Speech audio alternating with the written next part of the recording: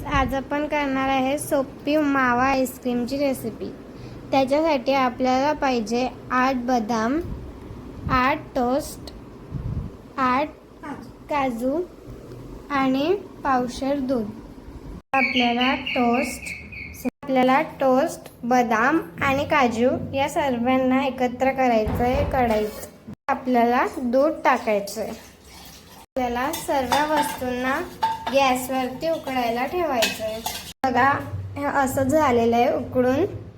आता आपल्याला याला थंड होऊ द्यायचं आहे। रेस्ट 5-10 मिनिटासाठी याला थंड होऊ द्यायचं आहे, रेस्ट करू द्यायचं आहे याला। आपला बॅटर थंड झालेला आहे।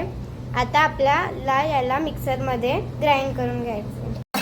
हे बघा आपला बॅटर असा झाला की याच्यात आपल्याला 3 चमचे साखर टाकायची आणि मग परत मिक्सरमध्ये मिक्स करून घ्यायचं।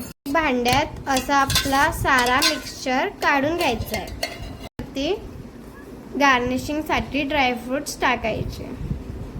असा तो बॅटरचा जो डब्बा होता त्याला फ्रीजरमध्ये फ्रीज करायसाठी 3-4 तासासाठी ठेवून द्यायचं आहे। आईस्क्रीम आपली सेट झाली आहे।